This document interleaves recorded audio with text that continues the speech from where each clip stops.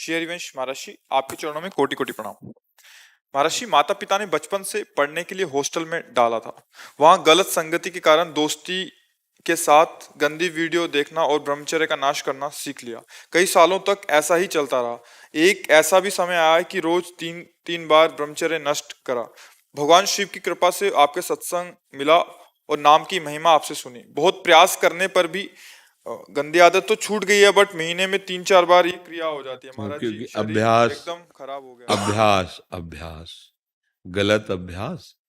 तो अभ्यास जैसे एक सप्ताह में आप वीर शक्ति का नाश का अभ्यास किए, अब उसकी क्षमता नहीं कि वो एक सप्ताह के ऊपर सह सके नस नाड़ियां, क्योंकि अभ्यास गलत कर लिया है।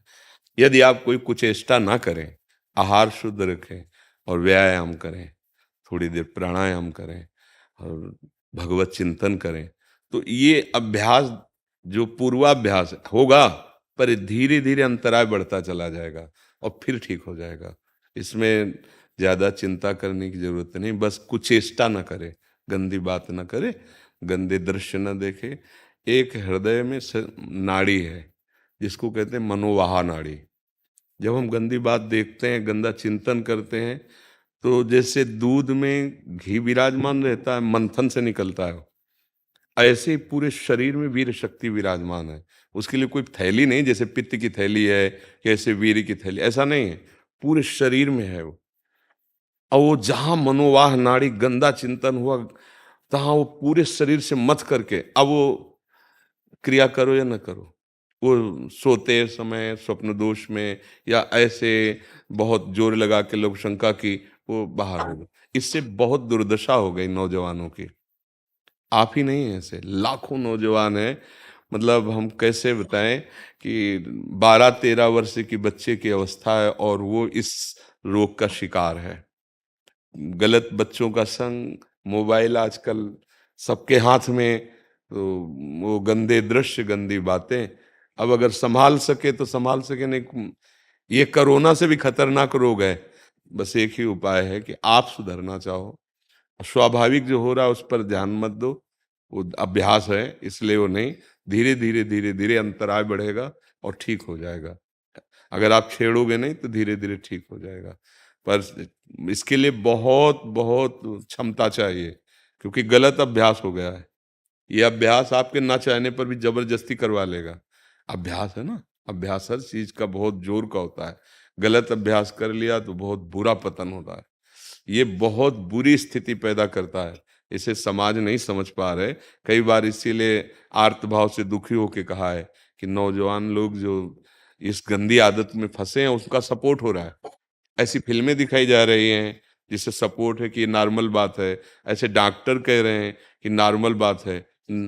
टीचर्स भी कहते हैं। आप खुद उन बच्चों से पूछो जो शरीर त्यागने के लिए तैयार हैं, कई बार यहाँ सामने आ चुके हैं। अगर नॉर्मल बात है तो आप हृदय से देखो क्या हो रहा है। अब नए बच्चों की ताकत नहीं रह गई है चिंतन करने की। इतना नकारात्मक सोच आ चुकी है कि जीवन से निराश हो रहे हैं। ये अब कैसे उन मास्टर को कहे, कैसे उन डॉक्टर को कहे, कैसे उन लोगों को कहे कि हमारी नई पीढ़ी को बर्बाद करने के लिए एक ये सपोर्ट वाली बात की नहीं, नॉर्मल है ये बात। ऐसे कैसे नॉर्मल है? जो जीवनी शक्ति है उसका सर्वनाश किया जा रहा है, नॉर्मल बात है? हमारी तो समझ में आ रही कि कैसे तुम डॉक्टर हो, कैसे तुम मास्टर हो। डॉक्टर और मास्टर का मतलब एक माँ और पिता जैसा प्यार, वो मरीज के लिए, वो अपने विद्यार्थी के लिए। तुम अपने बच्चे का नाश कर रहे हो और कह रहे हो नॉर्मल बात है। अरे उसको 20-25 वर्ष का संयम पूर्वक होने दो, फिर गृहस्थी में जाए, पाणी ग्रहण संस्कार ब्याह आदि करके, तो एक संयम का बर्ताव होता है। कई बार हमने कहा जैसे गेहूं की फसल है, अभी उसमें बाली नहीं आई है, वो आप काट लीजिए, क्या आएगा? कुछ नहीं, बुश भी पूरा तैयार नहीं होगा। ऐसे ही अभी आपकी अवस्था परिपक्व हुई नहीं, अभी वीर परिपक्व हुआ नहीं, आप गंदे आचरणों में उतर गए, तो न संतान लायक रह गए, न गृहस्थी लायक रह गए। जीवन एकदम एकदम उजड़ा, उदास, निराश, एकदम क्लेश, अशांति में भावना बन जाएगी। देखो ना, नए नए बच्चों की दुर्दशा हो रही है। तो अभी संभाल लो बच्चा, अभी तो संभलने के चांस है।